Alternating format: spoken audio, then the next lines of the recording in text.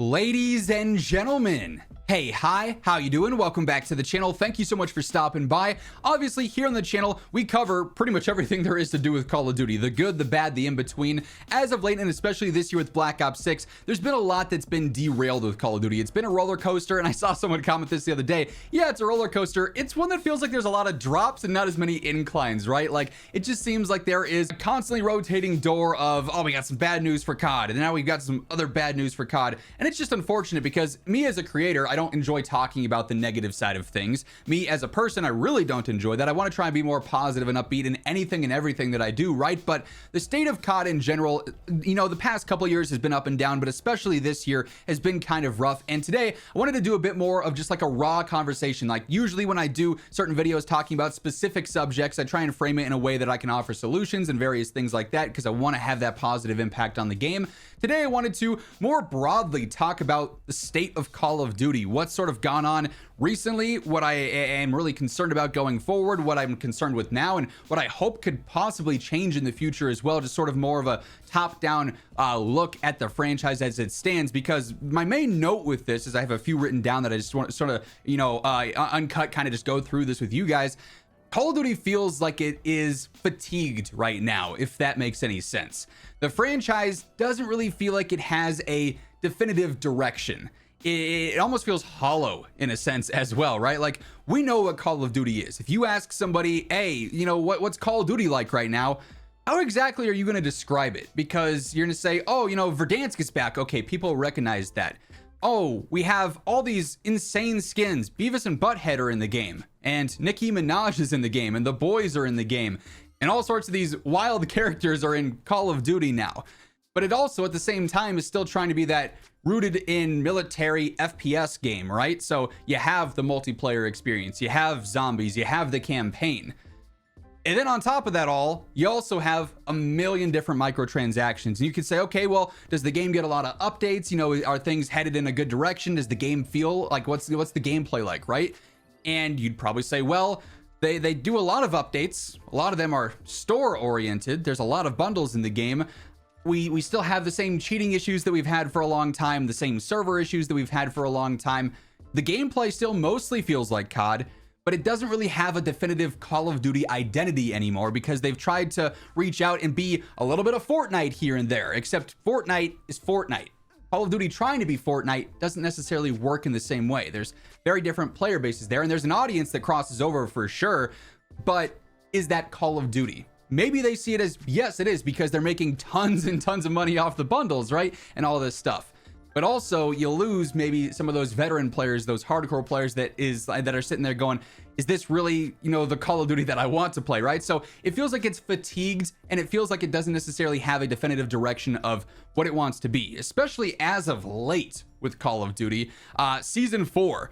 One of the more monotonous seasons that we've had in some time. The second that it dropped, and it was problematic, of course, because a lot of the major updates in Call of Duty have these large issues. It's like, okay, we got a new update. It's a big update, which probably means there's going to be a big list of patch notes. They'll fix 20 things, but then 15 other things will also break. And that is an unfortunate connotation to have. And I wish I was, you know, exaggerating in that sense. But am I really, when you think about it and you look back on it?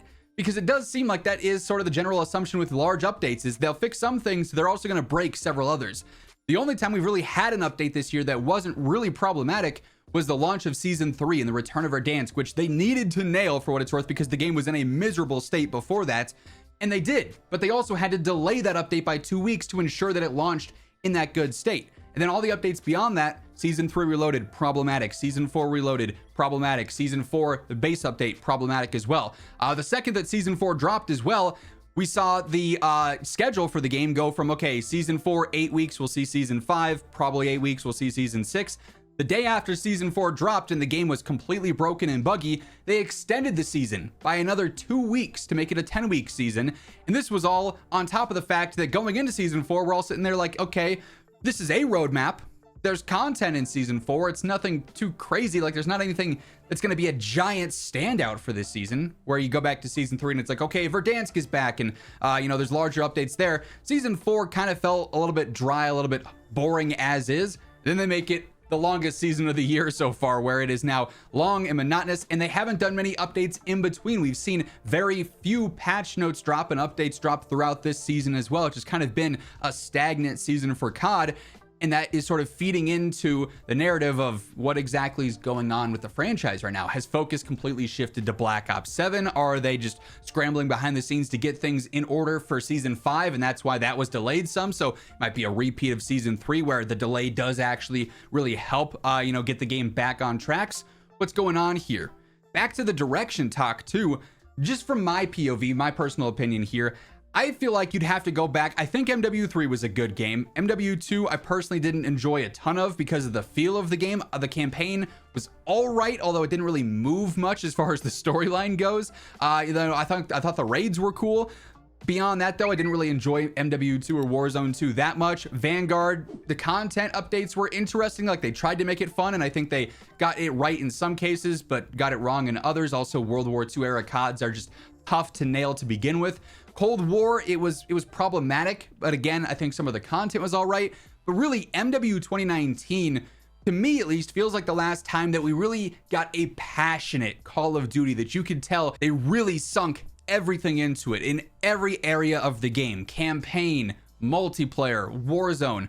You had things like the intel in Warzone, where bi-weekly we'd see these little Easter egg updates drop where you could go around Warzone, you'd learn about the story, which was further then expanded in the seasons. That is like a thing they try to do now, but a lot of the time it's just more so an advertisement for their new operator store bundles in those lore based trailers and stuff. I think they've sort of gone away from the storytelling there, which is unfortunate because I think Call of Duty can have a really great story in a situation that's also expanded through multiplayer or through battle royale, right? But we used to have that back in MW 2019 and Warzone. The intel was awesome. We had things like gunfight tournaments, enticing players to come back and play, go for unique rewards. We've had events expand. Recently MW3 really nailed that with the fantastic events and the aftermarket parts, the weekly challenges, got players coming back to the game week after week and actually kept players on throughout the year. The retention on the game was phenomenal. They have the blueprints that have worked in the past. You look at MW 2019 as an example. Yes, it was helped a lot by the world shutting down and everyone being stuck inside and basically video games being a crazy big outlet at the time. Warzone 1 and MW 2019 don't reach the peaks that they do without that, but they were also going to be very good by themselves. MW3, you found the blueprint that worked in a time where Call of Duty was not very hyped. People did not enjoy MW2. There was not hype for Modern Warfare 3. They found a formula that worked. And in the years since then, obviously way since Modern Warfare 2019, but even recently with MW3, they really haven't tried to build upon those formulas that worked and those blueprints that worked. Black Ops 6 basically reset things. You had this year of post-launch support with MW3 that you weren't expecting to be good, but it was. Black Ops 6, by all metrics, should have been able to at least match that energy, if not exceed it, and it hasn't. The events, incredibly monotonous this year, very lackluster. They're straightforward. The rewards are not as good as MW3's were. We don't have weekly challenges or aftermarket parts. They originally had said they were going to do stuff similar to aftermarket parts, and there'd be some really cool things to look out for. We really haven't gotten that on a very consistent basis at all. So it just feels like they've hit the reset button for no real reason. I sort of alluded to it earlier, but when you look at the game and you're seeing what's getting focus, what's getting updates, what's getting attention, it's not necessarily multiplayer, or it's not necessarily Warzone or the bugs or the cheaters or the servers. It's the store that really stands out as what's getting the most attention. On a near daily basis, we've got a new bundle dropping. Half of the blog posts are full of bundle previews and store stuff and monetization, which is a free-to-play game. If it was just Warzone sitting there, maybe not the biggest deal. But a lot of this is applied to Black Ops 6, which is a, $70 game? It's about to be $80 next year with Black Ops 7. Monetizing the heck out of a $70, $80 premium title like it's a free-to-play game, but you use it as under the guise of like, oh, this is for Warzone 2, it's free to play, so it's fine, right? Other people do this. It just seems like a lot. Seems, from the outside looking in, and I see this comment a lot, is that the store never breaks. And if the store does break, or the battle pass breaks, which happens a lot, it's fixed in 20 minutes. And then you have glitches where players can get under the map for weeks that don't get attention, or guns that are super broken that don't get attention, or cheaters, or servers, and stuff like that.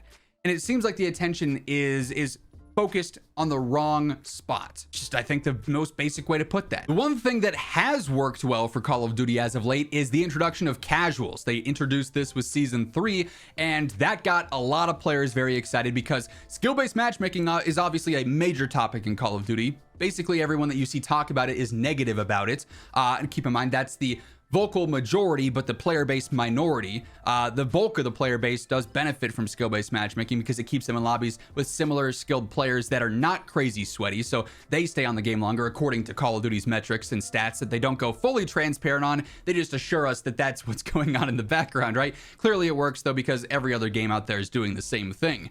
But you have casuals introduced, and then goes into resurgence casuals. We've had leaks and rumors about it potentially eventually bleeding into multiplayer as well. It seems like there's a large focus and a large shift towards AI bots being in games to fill spots with players. You've seen Fortnite do this as well, and I'm a little bit worried that this is something that could eventually replace just standard gameplay in Call of Duty, where there is no casuals or normal solos, trios, duos, quads.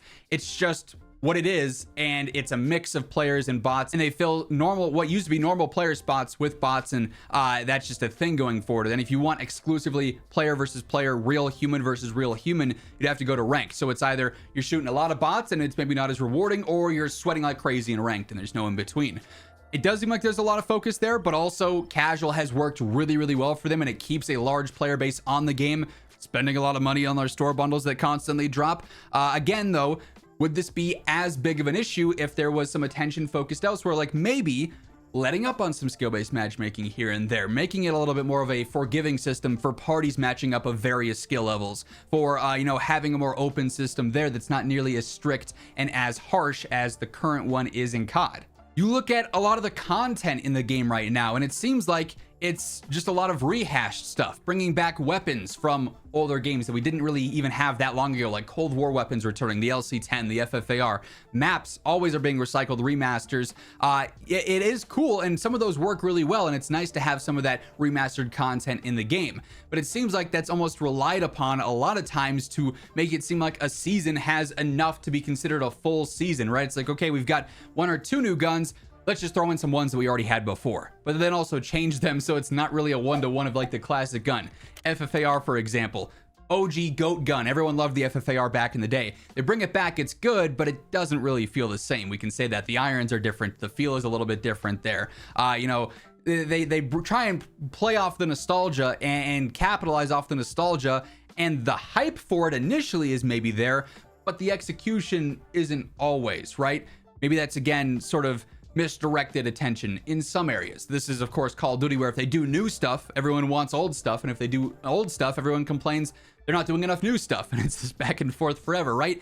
But the franchise as a whole right now, like I said, just kind of feels like it's exhausted a lot of what it could be, and it is not really trying to go in a specific direction that plays into its strengths of being Call of Duty. It's like it's trying to be a couple of other different games at once, but it can't really pick and choose which one it wants to do it the most of. So they take elements from this and elements from this. But that's not necessarily what Call of Duty should be. Call of Duty was known for being the FPS for a long time. I think for the most part it still is. But other games would try and pick out parts of Call of Duty to make their game. And now Call of Duty's on the reverse situation, and it just seems like it's kind of lost the plot. And there's still a lot of things that I find, fun with Call of Duty. There's still a lot of reasons I log on and I play so consistently, and I level up a ton and use a bunch of different guns and grind out stuff. And it's not always just for the sake of making videos and getting content, getting B-roll and stuff. There's a lot of time I just want to play the game because I enjoy it, and that's why I started making content on it way back in 2012, right? Like, I enjoy the franchise, but I also can sit here and say, this doesn't feel like they're doing the most to bring the best out of the game. And maybe that's because of everything going on behind the scenes, layoffs at Microsoft, them going through and gutting some studios and laying off a bunch of people. Maybe it's because Treyarch is doing back-to-back games for the first time ever. Time's gonna tell here. Like, if Black Ops 7 just turns around and does a repeat with MW3, where it just is a much more complete and polished game than its predecessor, then you will know what's going on, obviously, right? It's something we're just gonna have to wait and see on. But in general right now, Call of Duty just kind of feels weird, right? Like, I think that's a safe way to put it. It can be really good one day, and then it can be really bad the next. And unfortunate. I feel like a game that has had this much experience, it's a veteran in the industry, right? Should be more consistent. It should be more directed. It should have more of its true identity here. And I just can't confidently say that's what Call of Duty is right now. It's a bit of a different video here, more so like talking about the franchise as opposed to, you know, very specific updates or changes in game like what we usually do here on the channel. But it's been a long time. I don't really know if I've ever, especially since I've done this full time, just sat down and talked about my thoughts on Call of Duty as a whole. So hey, if you enjoyed this video, despite the fact that it was maybe a little bit rambly, if you're still sitting here, I appreciate you a ton more than you know. But a like rating is always really appreciated. It does help share the video around, potentially get eyes on that can have that positive impact in the game. I know there's several devs and other people at COD who do see the videos from time to time. So anytime that potential is there, I want to make sure I can leave things with a positive impact. I want to be respectful with my criticism. And ideally, we as a community can help improve the game in any way we can. And of course, if you're new to the channel, maybe you have not subscribed yet, each and every day, we're getting closer to hitting 1 million. So if you want to hit that subscribe button, stay up to date with all things going on in COD, feel free to do so on your way out. But once again, thank you so much for tuning in. And until next time, take it easy, have an awesome rest of your day, and I'll catch you later. Peace out.